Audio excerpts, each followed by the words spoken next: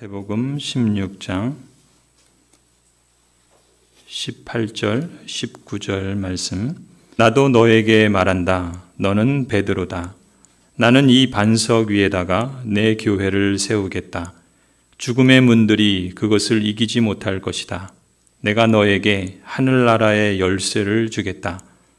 너가 무엇이든지 땅에서 매면 하늘에서도 매일 것이요 땅에서 풀면 하늘에서도 풀릴 것이다.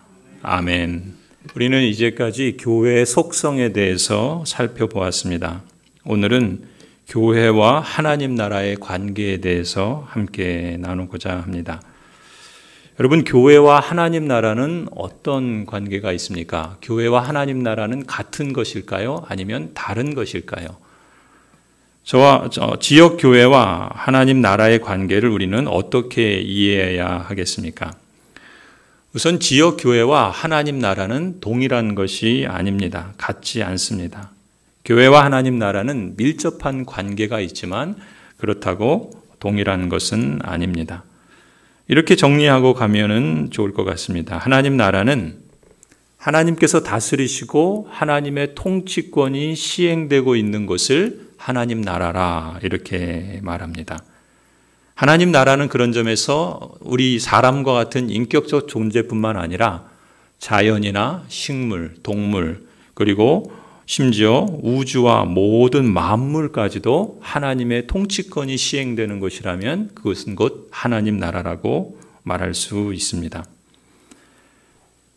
반면에 교회는 하나님께서 택하시고 부르신 언약 백성들의 모임과 공동체를 교회라고 부릅니다.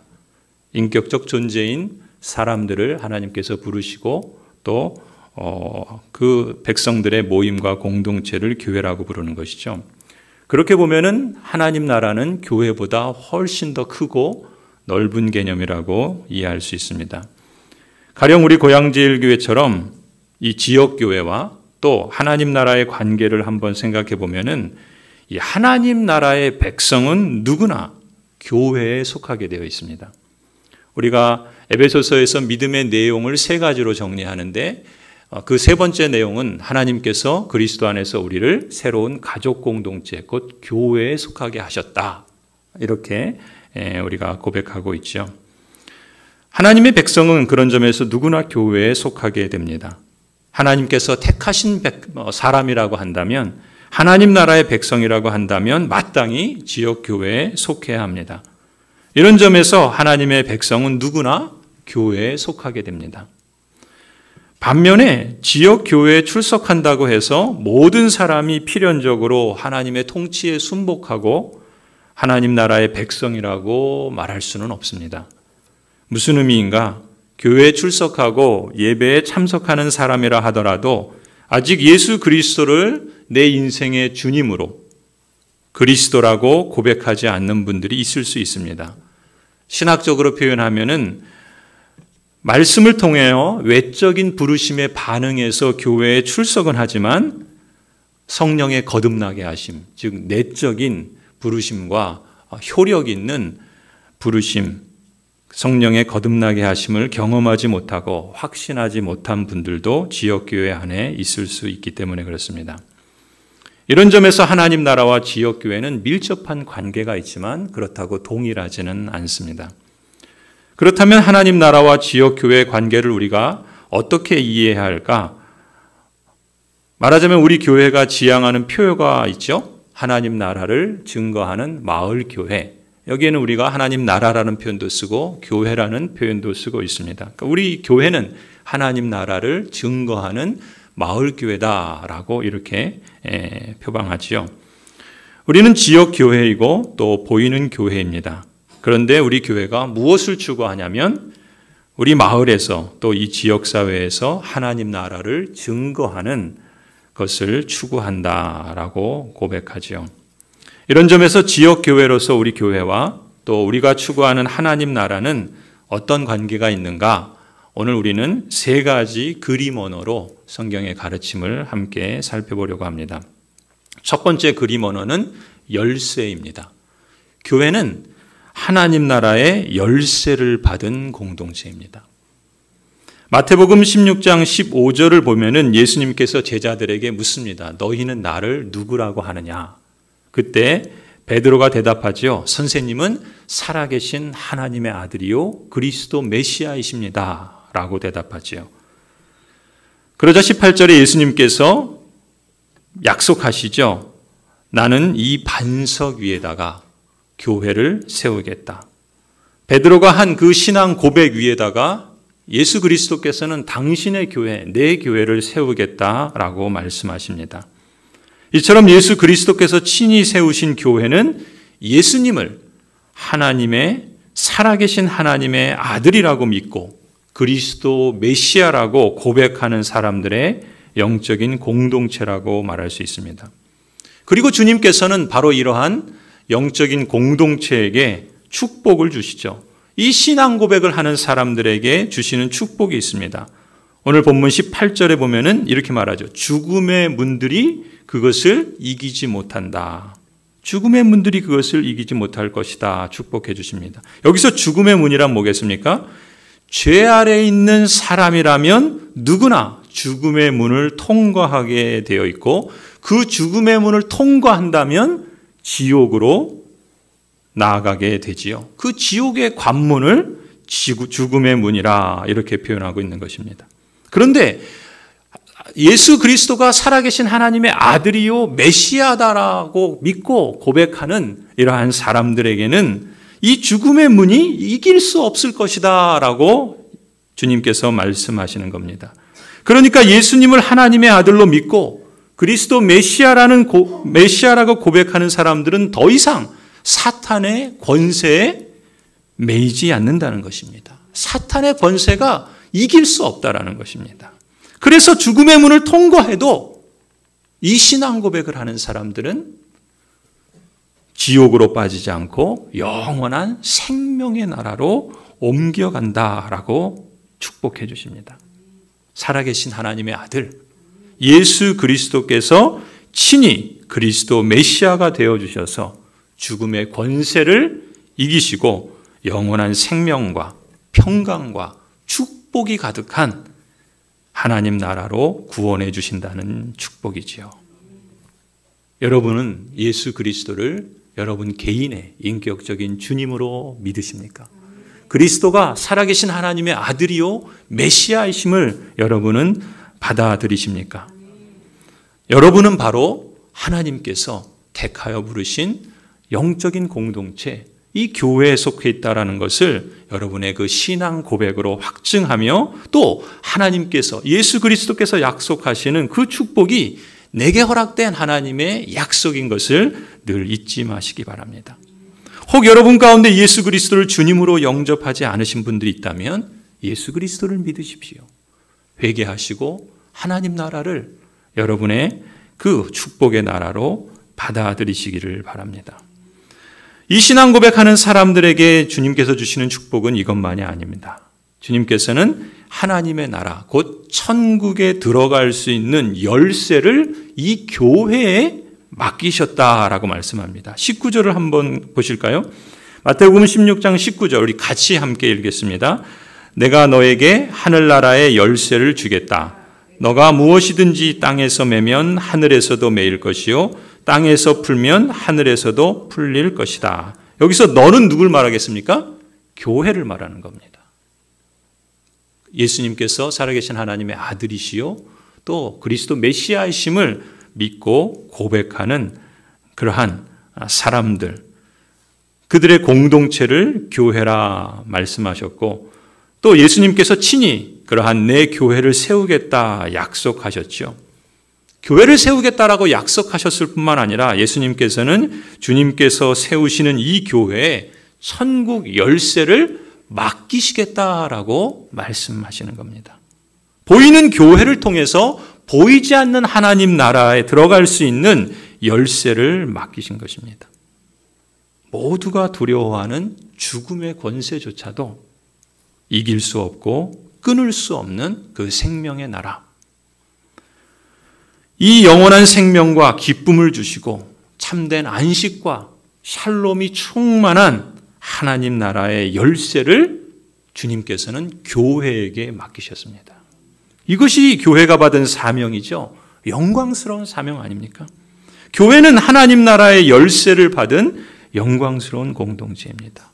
이 땅에서 천국에 들어가는 문을 열 수 있는 유일한 존재가 바로 교회라는 것입니다.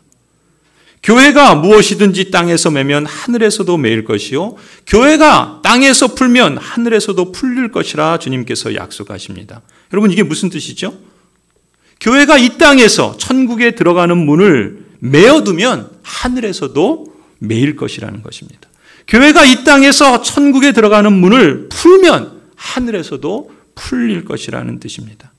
주님께서 천국의 문을 매거나 푸는 권세를 교회에게 맡기셨다는 뜻입니다. 여러분, 열쇠는 말하자면 권세죠. 주님께서 열쇠라는 그림 언어를 쓰신 것에는 바로 권세의 의미가 있기 때문에 그렇습니다. 열쇠는 문을 열 때도 쓰지만 문을 닫을 때도 쓰지요.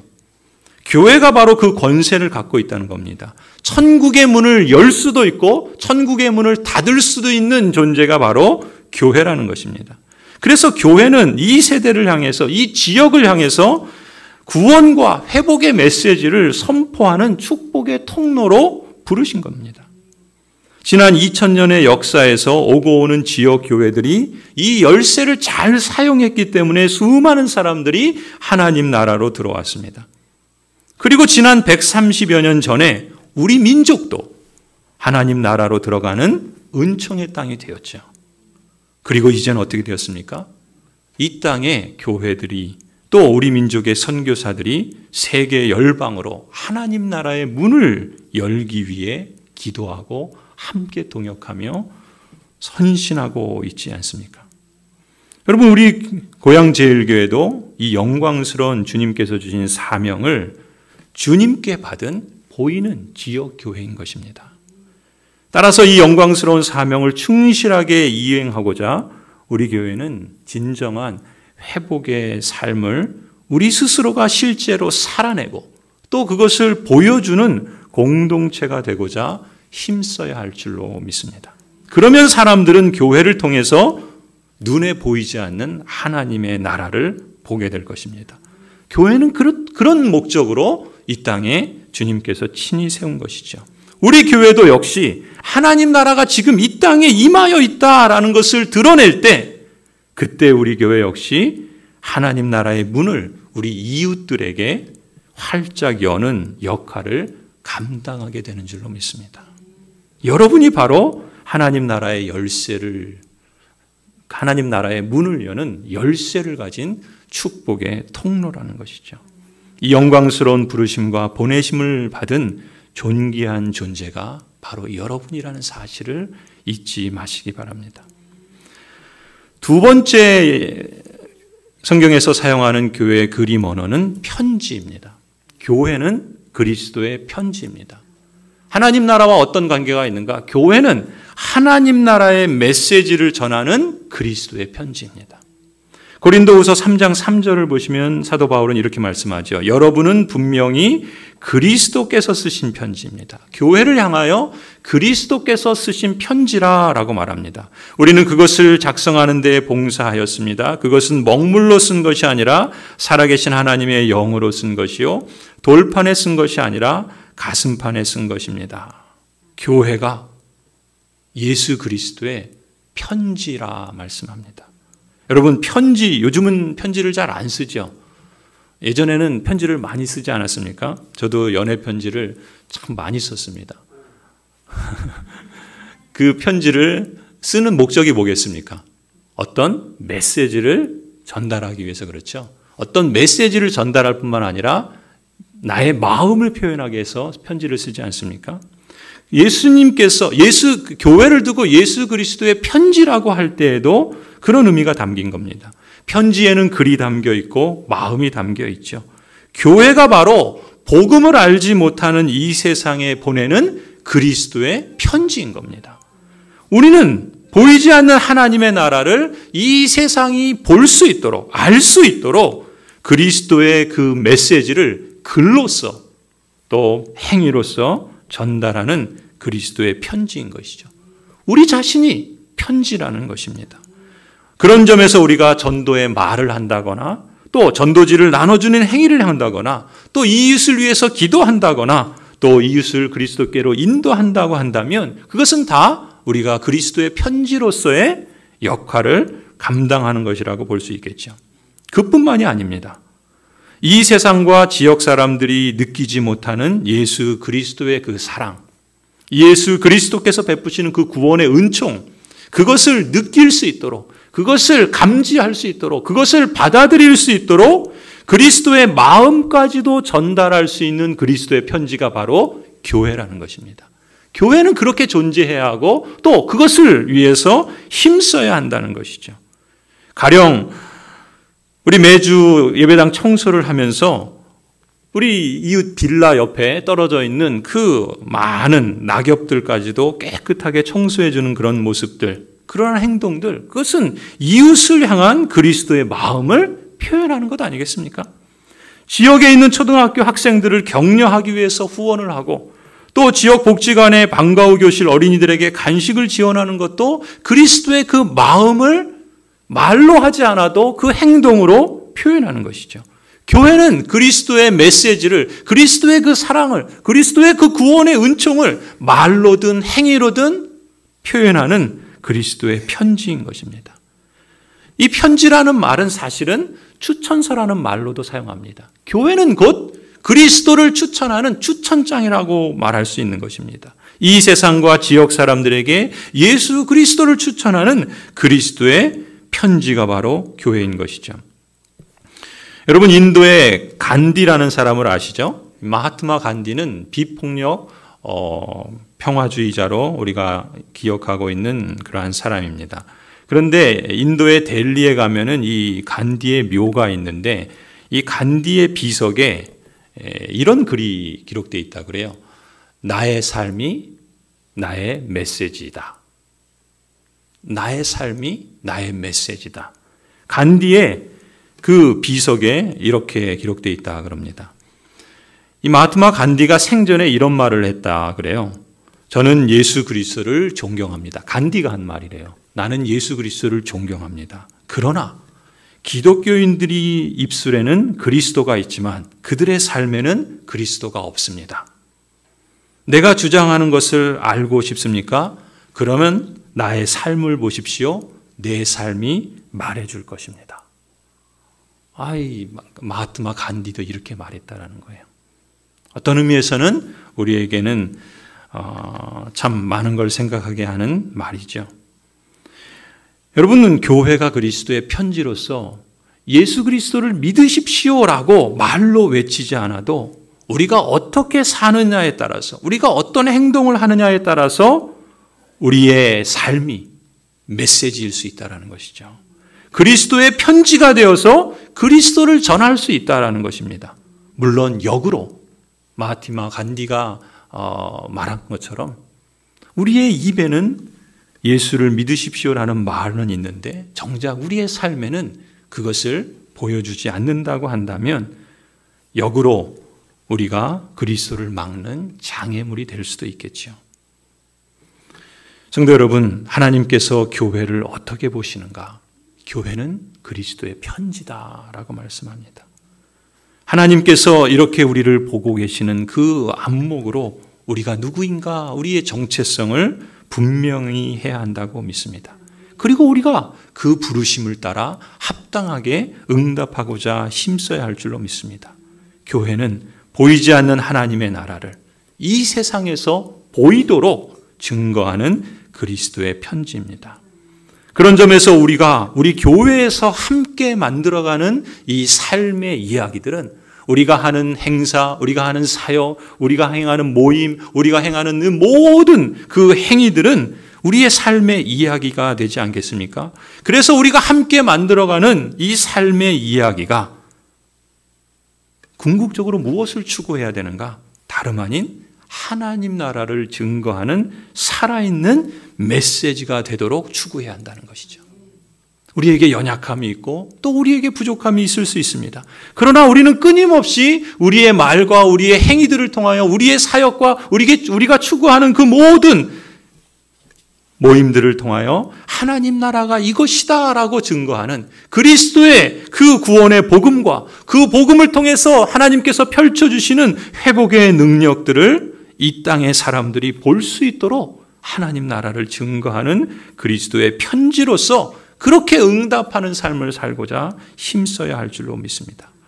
이 영광스러운 직분을 우리 모두가 함께 만들어가는 그 즐거움과 그 보람을 우리 모두가 함께 풍성하게 맛볼 수 있기를 간절히 기원합니다. 마지막으로 교회에 대한 세 번째 그림 언어는 사신입니다. 사신. 대사라고도 말할 수 있고요. 외교관이라고 말할 수 있어요. 교회는 하나님 나라와 어떤 관계가 있는가? 하나님 나라의 왕이 누구십니까? 예수 그리스도시죠. 하나님 나라의 왕이신 그리스도를 대신해서 그리스도께서 이 땅에 행하신 화해의 그 사역을 교회를 통하여 화해의 직분을 위임받은 그리스도의 사신입니다. 그리스도의 대사입니다. 달리 말하면 교회는 그리스도의 외교관이라고 말할 수 있습니다. 하나님 나라의 외교관이 바로 교회인 것이죠. 고린도후서 5장 18절 20절을 보시면 개역개정에서는 이렇게 말씀합니다. 모든 것이 하나님께로서 났으며 그가 그리스도로 말미암아 우리를 자기와 화목하게 하시고 하나님께서 그리스도로 말미암아 우리를 하나님과 원수되었고 하나님과 무관하고 하나님께 반역적인 삶을 살던 우리를 하나님과 화해시키셨다. 그리스도께서 그러한 우리의 화해자가 되어주셨다라고 말씀합니다. 그리고 더 나아가서 뭐라 그럽니까? 또 우리에게 화목하게 하는 직분을 주셨다. 교회에게 화목하게 하는 직분을 주셨다는 거예요. 19절 곧 하나님께서 그리스도 안에 계시사 세상을 자기와 화목하게 하시며 그들의 죄를 그들에게 돌리지 아니하시고 화목하게 하는 말씀을 누구에게 부탁하셨다고요? 우리에게, 교회에게. 하나님께서 그리스도를 통해서 우리를 하나님과 화해하게 하시고 화목하게 하신 후에 바로 그런 우리를, 교회를 이제 세상 사람들이 그리스도를 통하여 하나님과 화해할 수 있도록 교회에게 그 화해의 직분을 맡겨주셨다라고 말씀하는 겁니다. 그런 점에서 20절 그러므로 우리가 뭐라 그럽니까? 그리스도를 대신하여 예수 그리스도께서 이 땅에 계셨을 때 하나님 나라를 증거하는 사역을 행하시고 그 삶으로 죽음으로 그 사역을 완성하신 것처럼 이제 그리스도께서는 승천하셔서 이 땅에 친히 내 교회를 세우시겠다 말씀하시고 그 교회를 통하여 바로 그리스도를 대신하여 하나님 나라를 증거하는 하나님 나라의 그 외교관으로서 사신이 되어서 우리를 사용하신다라고 말씀합니다. 그러므로 우리가 그리스도를 대신하여 사신이 되어, 이 사신이라는 말은 외교사절을 말하는 거죠. 외교관을 말하는 겁니다. 하나님이 우리를 통하여 너희를 권면하시는 것 같이 그리스도를 대신하여 간청하노니 너희는 하나님과 화목하라.